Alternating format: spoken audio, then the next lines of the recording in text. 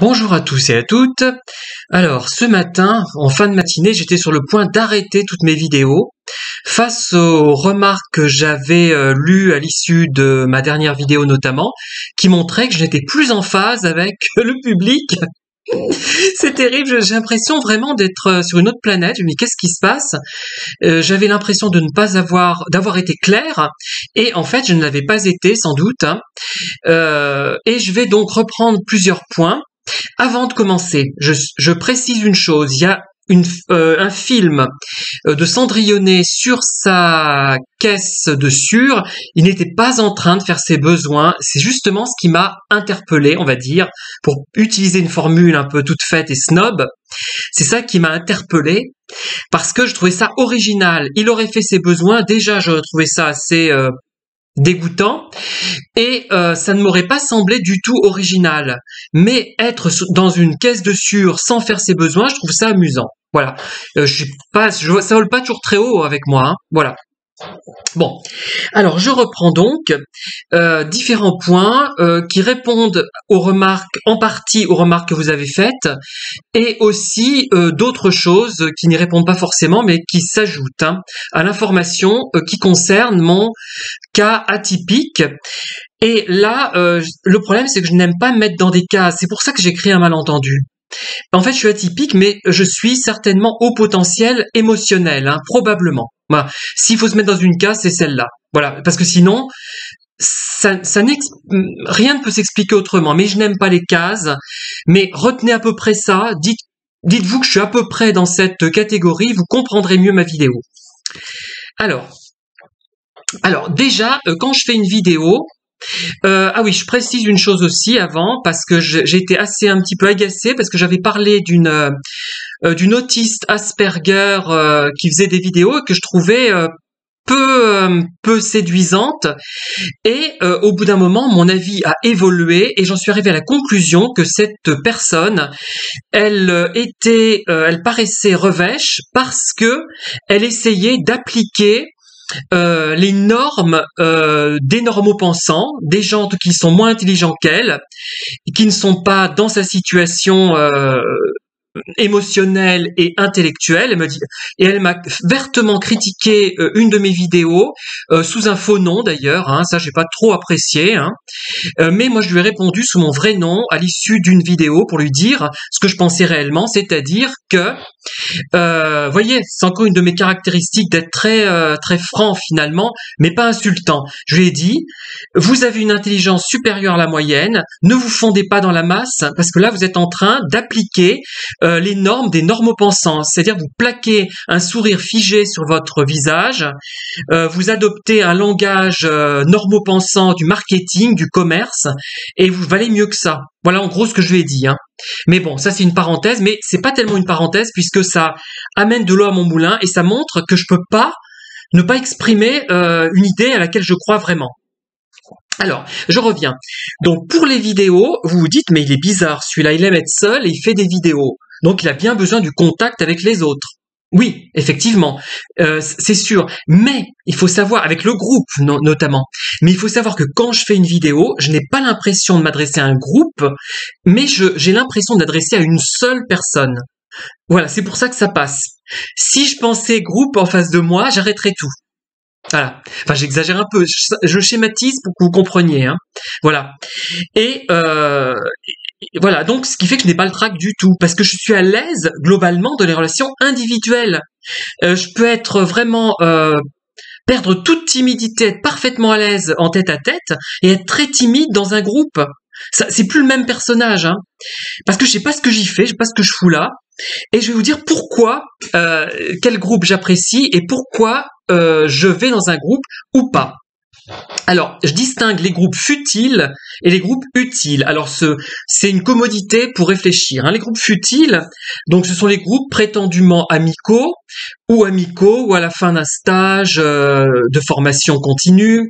Voilà, c'est futile, même si ça ne l'est pas forcément en tant que tel. Et les stages les groupes, pardon, utiles, ce sont ceux, par exemple, que j'avais, je faisais partie d'un groupe quand j'étais à l'accueil de jour et quand j'aidais à la préparation des repas à Clermont-Ferrand. Donc, c'était rue Goumy, je crois que c'est toujours rue Goumy d'ailleurs, hein, pas loin des Restos du Cœur rue Goumy. Et là, je voyais le sens que ça avait d'être dans un groupe. Voilà, vous comprenez ce que je veux dire? Ça avait un sens, je venais là pour faire la vaisselle, pour préparer les repas, pour éplucher les légumes, et j'adorais faire ça d'ailleurs, hein. Franchement, c'est un bénévolat que j'adore faire, parce que c'est utile, c'est concret, ça j'aime être dans un groupe pour des choses comme ça. Même si j'ai constaté malheureusement dans ce groupe beaucoup, enfin un petit peu, de la part des personnes qui venaient, d'homophobie, hein, pas forte mais quand même un petit peu, mais bon, ça on n'y peut rien, c'est toujours pareil, hein. Voilà, là ça a un sens pour moi. Voilà, on est dans un groupe parce qu'on fait quelque chose, ou dans un groupe politique comme je l'ai pu l'être, même si maintenant je trouve que ça a moins de sens puisque j'étais vraiment déçu du fait que bon, que les gens, j'ai gardé très peu de contacts, enfin un seulement que je rencontre dans le train. Et en fait, c'est vrai que quand on a échoué dans une option politique, dans un groupe politique, je pense qu'on n'a pas forcément envie de se revoir. Mais moi, j'allais au-delà de ça et j'ai été très déçu par le comportement qui m'a été imposé après. Et justement, je reviendrai peut-être sur ce type de comportement, mais par un autre biais, vous allez comprendre, hein. Alors, donc le groupe utile, dans les groupes futiles, pourquoi j'y viens quand même avec un certain plaisir? Parce que j'ai bien mangé. Je suis assez goinfre, ce qui explique que j'ai des kilos en trop et que ma santé est oh là là, j'allais dire impactée, non, et influencée négativement.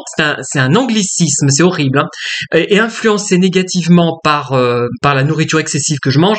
D'ailleurs, j'ai eu une crise de foie hier, j'ai rien pu faire pratiquement, c'était horrible.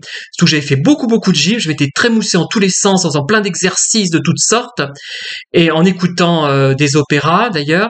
Enfin bref, je ne vais pas vous raconter ma vie, ce n'est pas le but. Ça vous donne aussi mon profil atypique. Je laisse des éléments petit à petit, c'est pas encore dans l'ordre, mais je ferai un livre là-dessus, hein. Regardez, je fais de la gym en écoutant des opéras ou de la musique religieuse. Et je fais pas ça pour faire le malin, hein, c'est pas ça. Vous voyez? Voilà, un exemple de profil atypique, qui va paraître bizarre, mais moi ça me semble, parce que c'est esthétique, j'aime ce qui est beau, directement beau, donc voilà. Et élevé. Bon. Alors, donc je viens pour la nourriture, pas pour l'alcool, parce que je suis anti-alcool. Vous savez, je l'ai dit et redit, que l'alcool, même à faible dose, faut-il le répéter encore et encore, est dangereux pour la santé et augmente le risque d'avoir des cancers, hein, il faut le savoir. Il faudrait boire, je sais pas, quelque chose comme 2 verres par semaine, parce que même la quantité 2 verres par jour et pas tous les jours, comme c'est indiqué chez votre médecin, déjà c'est faux. Je vous donnerai des informations là-dessus, ce n'est pas vrai, moi je dirais qu'il faut boire occasionnellement, peut-être le week-end 1 ou 2 verres, et c'est tout, et pas plus, voilà. Donc je ne viens pas pour l'alcool. Et justement, ceux qui viennent pour l'alcool ne me comprendront pas, parce que l'alcool ça égaie, et on prend plaisir à n'importe quoi finalement quand on est un peu joyeux et pompette, voilà. Donc voilà une des raisons qui explique que je n'aime pas trop ça.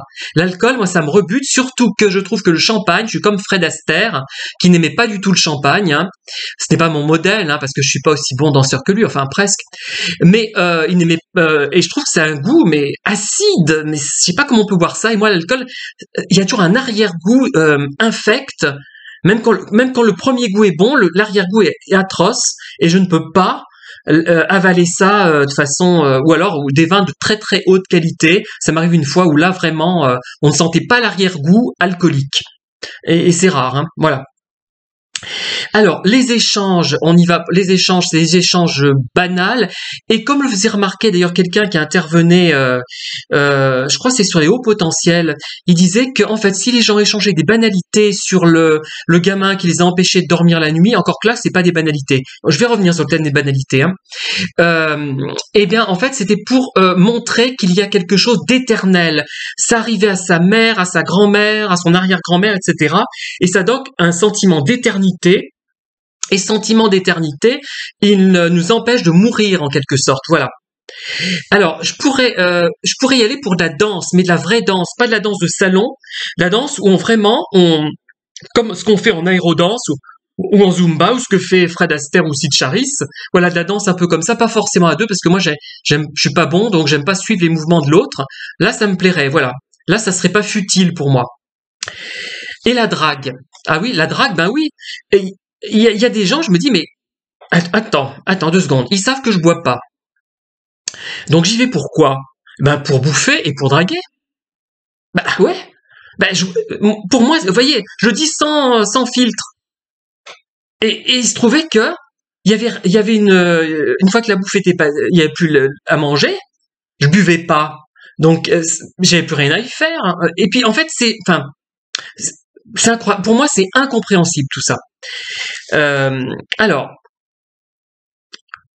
les relations. Alors donc ces groupes, donc en résumé, je les apprécie quand ils sont centrés sur une thématique, par exemple sociale, de solidarité, oui, ou politique, donc c'est un peu aussi social et de solidarité normalement, hein, surtout si on a des prétentions d'être un peu à gauche quand même.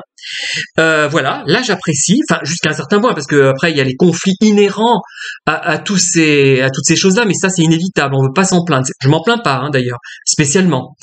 Ou le groupe futile, là j'y vais juste pour manger et pour faire des rencontres, peut-être un peu olé olé, éventuellement pourquoi pas, hein, ou des choses qui m'émoustillent, même si je vais pas au-delà. Mais sinon, je ne comprends pas quel plaisir on peut avoir si on ne boit pas, si on ne mange pas, si on ne drague pas. Pour moi, c'est un mystère. Ou si on danse, voilà. Voilà, c'est un mystère aussi épais, comme dirait Ficelle, le personnage de la série Fantomette, hein, que vous devez tous connaître, aussi épais que sa grammaire, elle disait. Un mystère aussi épais que ma grammaire. Voilà, moi je ne comprends pas. Je sais pas quel plaisir on peut trouver à ça. Bon, en plus, ceux qui n'aiment pas manger, qui ont une tendance anorexique, ben, je les plains vraiment, franchement. Moi, faut pas que je m'ennuie. Je suis quelqu'un qui aime pas s'ennuyer, je crois, c'est ça, en fait, hein. C'est aussi bête que ça. Voilà. Et j'ai pas envie d'aller à ces trucs-là pour ma carrière professionnelle, peut-être, ouais. Si on me l'avait dit, que ça pouvait m'être utile, peut-être que j'y serais allé, mais alors là, j'aurais joué franc jeu, et on m'aurait vu venir avec mes gros sabots, hein. Alors, les relations individuelles, alors là, elles me plaisent presque toujours, et je suis souvent très à l'aise dans les relations individuelles. J'aime bien, de temps en temps, d'ailleurs, faut que j'y retourne, je suis en train de regarder par la fenêtre si elle est par là, ma voisine, prendre le café, mais avec le coronavirus, on a distendu les relations, et là, c'est très intéressant. Alors, on échange toutes sortes de choses, des propos, des banalités, de tout, et c'est pas ennuyeux, on en ressort avec quelque chose en plus, et je vais revenir sur le thème des banalités. Qu'est-ce que c'est des banalités finalement? Eh bien, ce sont des choses, ce sont pas des petits conseils ça c'est pas banal d'avoir des conseils, chez quel dentiste aller, est-ce que machin prend encore comme médecin traitant, où avez-vous acheté, je sais pas, une bûche de qualité pour Noël, parce que on est tombé sur des bûches qui étaient tellement insipides qu'on se demande s'il y avait du sucre dedans, hein. Moi, enfin vraiment, c'était un truc genre certainement une bûche bobo. Alors je suis méchant là, et j'ai le droit aussi parce qu'on n'est pas toujours gentil avec moi. Je devrais être méchant. Ça doit être une bûche bobo sans sucre, hein, parce c'était insipide, mais c'est inimaginable. J'ai jamais vu ça, et je m'étais promis de plus jamais en racheter à cet endroit. Mais bon, voilà. Ça, c'est pas des banalités. Ce sont pas des banalités. C'est pas ça les banalités. La banalité, c'est par exemple quelqu'un vous dit bonjour et un autre vous dit bonjour. Dans un cas, l'un va exprimer une banalité. Bonjour, comment vas-tu? Qu'est-ce que tu deviens? Voilà. Dans certains cas, ça peut être une grosse banalité qui va rien nous apporter. Et dans l'autre cas, ça va être quelque chose qui va nous apporter au niveau chaleur humaine. Voilà. Tout est dans la connotation, dans l'intonation, dans ce qu'on met dans nos propos, tout simplement. Voilà. Il y a des choses qui sont chaleureuses, qui sont des banalités chaleureuses, où on exprime la phrase est plate, mais ce qu'il y a derrière, ce qu'il y a de sous-jacent est très riche. Voilà. Et là, ce ne sont pas des banalités. Par contre, en général, le temps, souvent des banalités. Quand c'est une entrée en matière, ça va. Voilà. Mais sauf si... alors, si quelqu'un vous dit, eh ben, il fait beau aujourd'hui, hein. Ah oui, très beau, merci. Et vous, par contre, quelqu'un peut vous dire, ah, il fait vraiment beau aujourd'hui, le soleil, quand il touchait les nuages, ça faisait un reflet extraordinaire. Voilà. Voilà, toute la différence est là. C'est des trucs tout bêtes, en fait, qui fait la différence entre une banalité qui énerve, et une banalité qui apporte quelque chose, elle est là-dedans, tout simplement. Voilà. Alors aussi, si, vous savez que j'adore les films. Attendez, je vérifie un truc et je reviens. Oui. J'adore les films de la période qualité française, c'est-à-dire en gros les années 40-50, plutôt l'après-guerre, après Seconde Guerre mondiale, jusqu'à milieu des années 50, sachant que apparemment, j'avais lu ça quelque part, mais je sais pas si c'est fiable, le dernier film de la période qualité française, c'était Une Française et l'amour, un film à sketch qui est sorti en 1960, hein. C'est un Martin Carroll, c'est ça que j'en parle justement.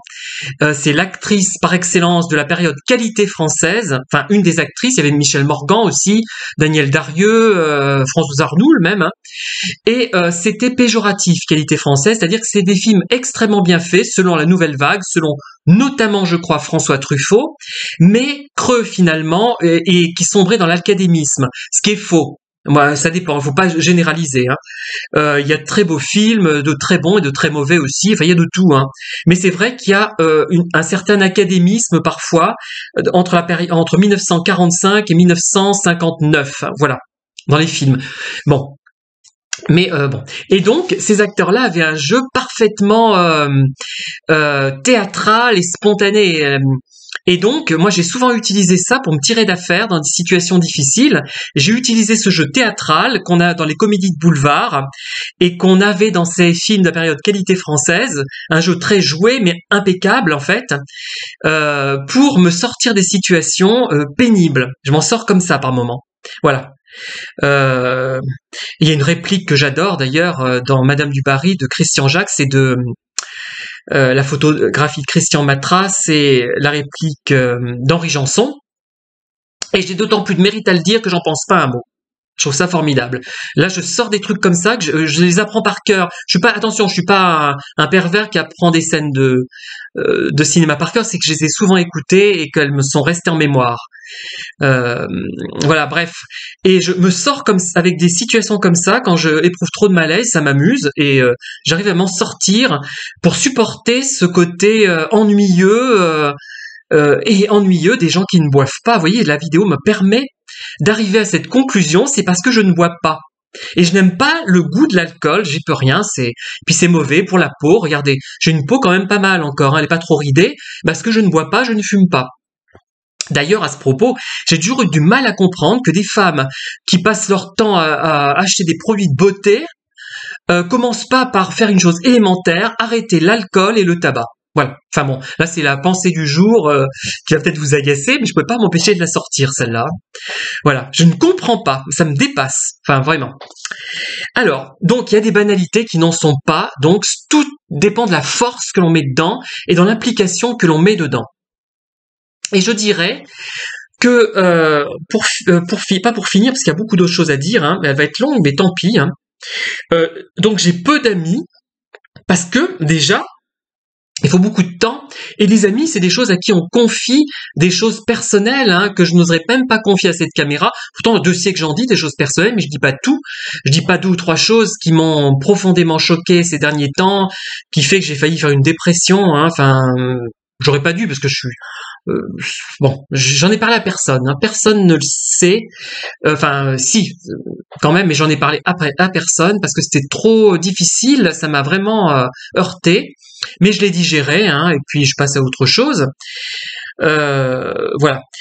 Et les amis avec un grand A, ceux à qui on confie peut-être ces choses-là, si un jour j'ai l'énergie d'en parler, et les amis avec un petit A, c'est-à-dire que c'est quand même des amis, mais on n'ira pas jusqu'à un certain seuil quand même de confidence. On confiera des choses moins personnelles. Et là, j'en ai beaucoup plus qu'avec un grand A. Je dirais pas tout. Il y aura un petit bloc, mais c'est déjà des vrais amis quand même. Hein.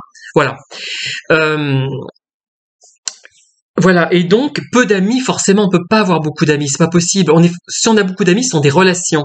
Des relations amicales, c'est pas pareil, ça dit moins qu'amis. Alors, et je suis souvent seule. Pourquoi ? Parce que déjà, contrairement aux pervers narcissiques qui ont la tête vide et qui sont vides intérieurement, moi-même, je ne suis pas vide intérieurement, je suis trop plein. Il y a trop de choses, c'est un fouillis inimaginable. J'essaie de l'ordonner, mais je suis trop riche.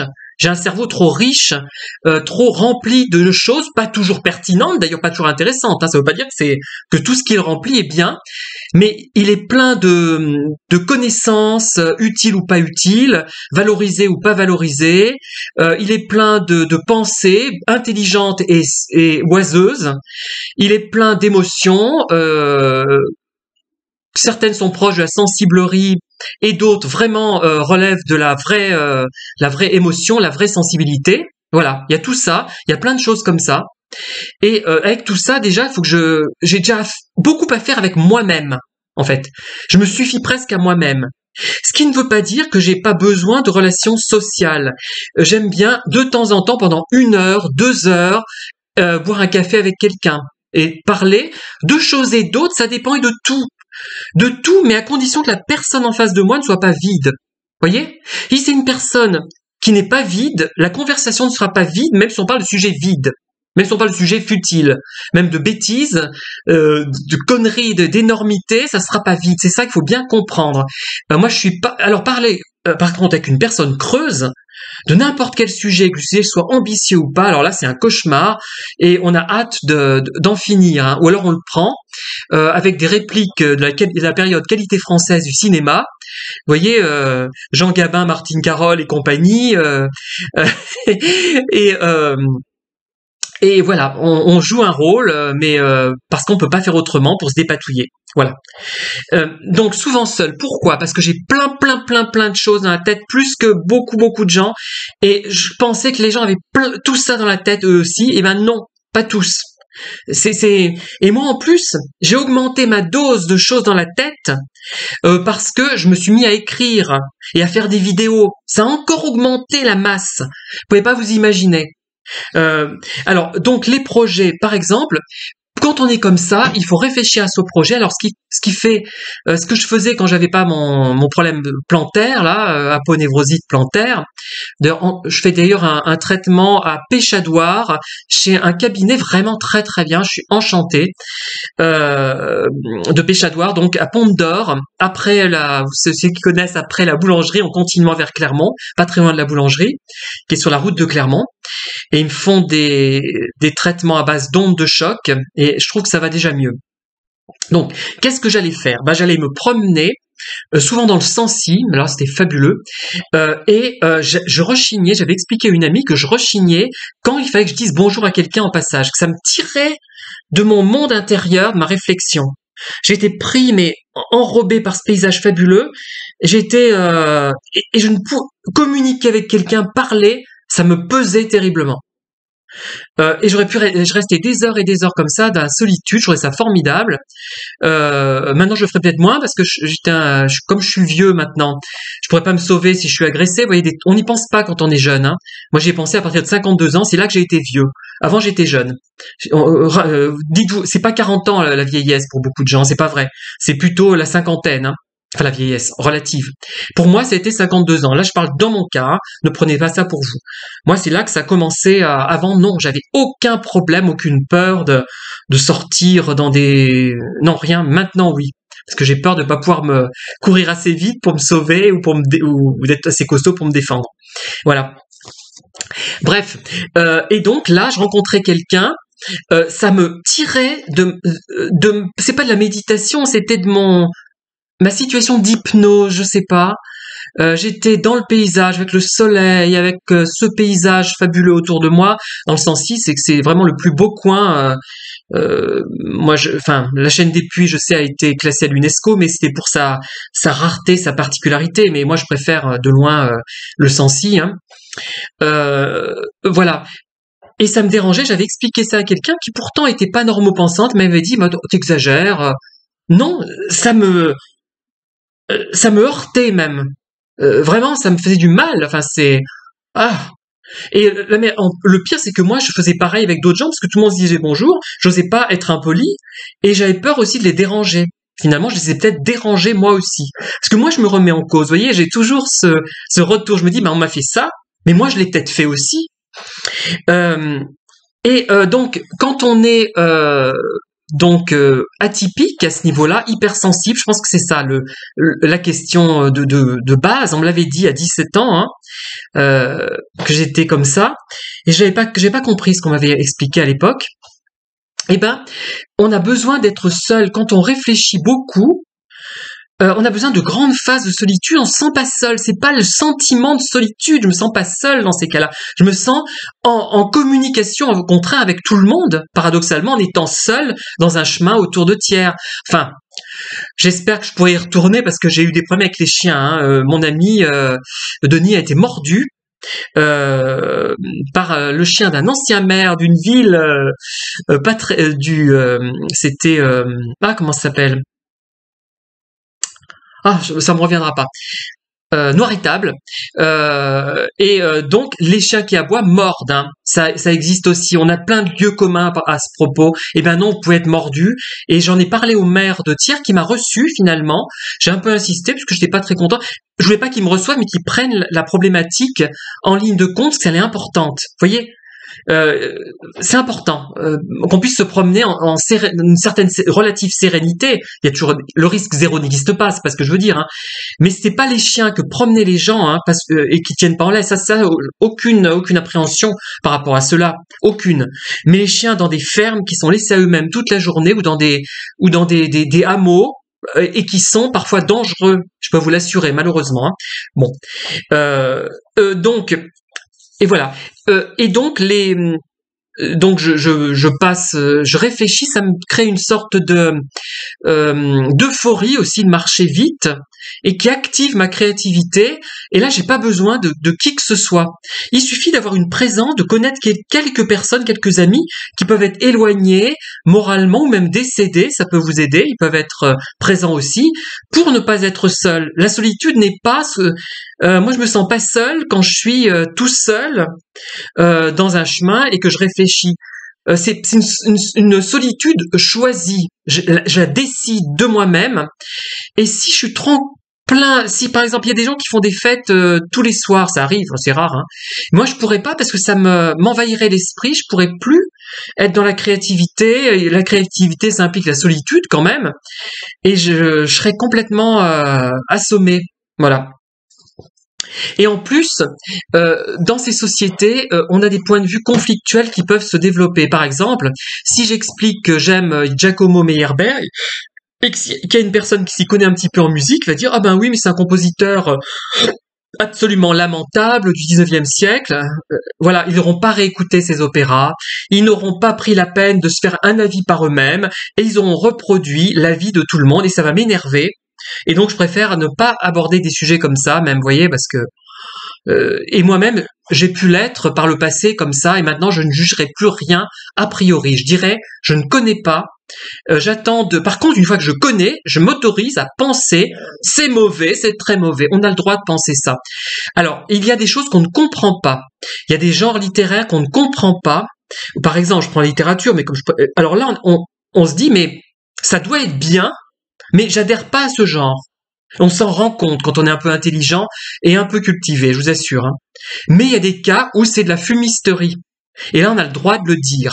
C'est plus une question de goût, c'est que dans son genre, c'est mauvais. Voilà.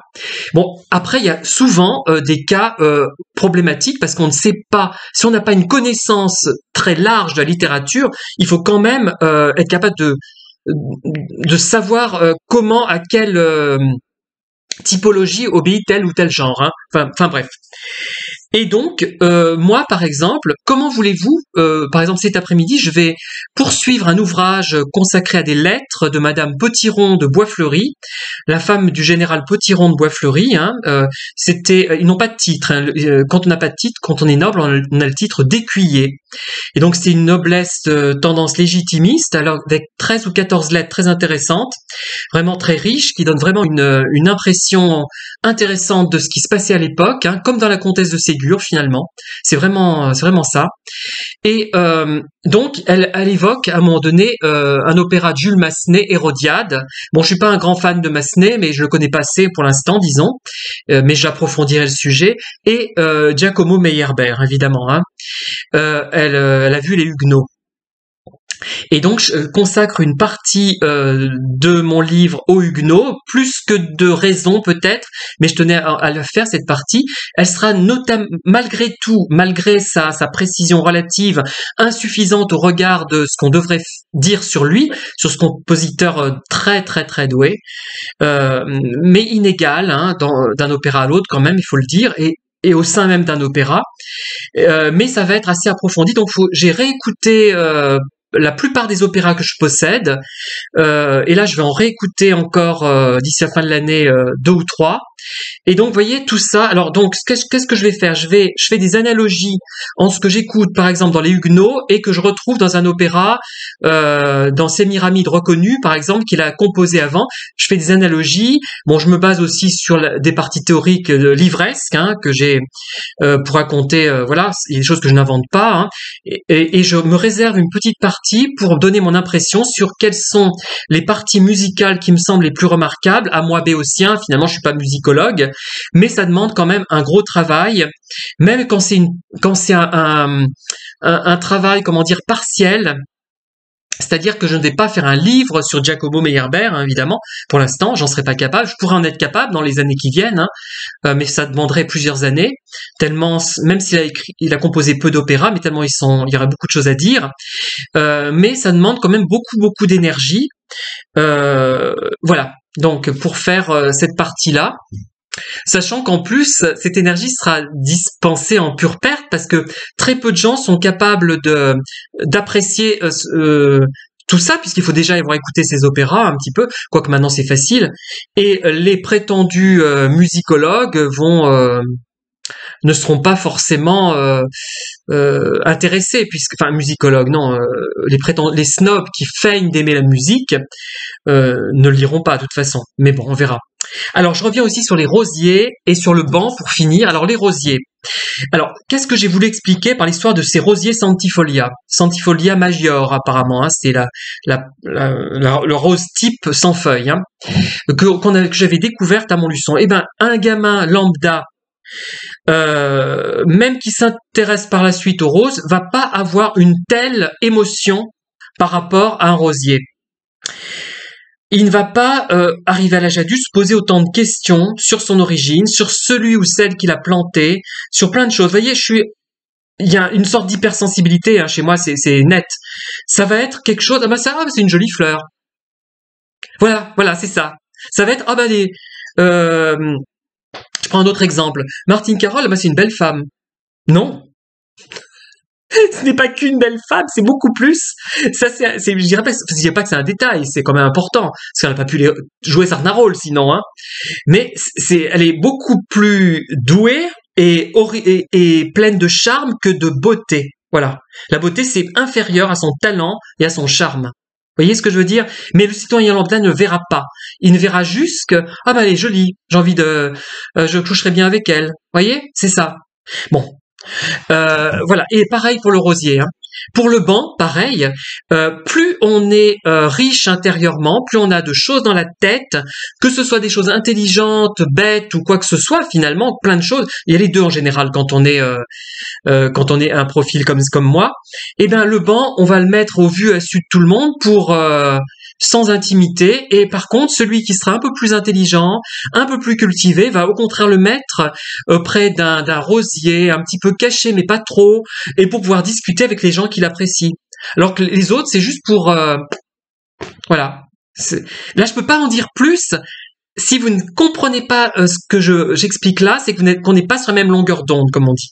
J'aime pas trop ces expressions, mais c'est ça, on n'est pas en phase parfois. Et souvent, on n'est pas forcément et finalement, d'un profil atypique à l'autre, il y a certainement des différences. Moi, je commence à me poser des questions parce que je me dis, mais j'arrive pas à rencontrer d'autres gens comme moi quasiment, ou très peu, très peu. Qu'est-ce qu'ils sont devenus? Est-ce qu'ils sont déjà décédés? Ils n'ont pas tenu le choc? Est-ce qu'ils sont inaccessibles? Qu'est-ce qu'ils sont? Je sais pas. Bon, il y a quelques profils qui s'en rapprochent, que j'ai rencontrés notamment par le biais des vidéos, hein. Mais pas beaucoup, mais c'est très étonnant. Et c'est pour ça que je me pose des questions et que j'essaie d'analyser un peu ce qui me concerne, la façon dont je perçois l'environnement. Voilà, donc la vidéo est trop longue, elle ne sera écoutée de personne et c'est pas grave. Je m'écoute moi-même, hein, ça me suffit, puisque oui, je me suffis quasiment à moi-même. Je peux à condition de connaître quelques personnes avec lesquelles j'ai une vraie relation. Voilà, c'est comme les amis Facebook. Il y en a qui se suicident alors qu'ils ont 80 000 amis Facebook. Enfin, j'exagère peut-être un peu là. Je sais pas s'il y en a autant. Voilà, on a tout est dit là-dedans. C'est la qualité de la relation hein, qui compte. Et notre richesse intérieure, avant tout, c'est nous qui trouvons la solution aux choses et c'est nous qui nous tenons compagnie. Voilà. Merci de m'avoir écouté jusqu'au bout. À bientôt et bonne journée.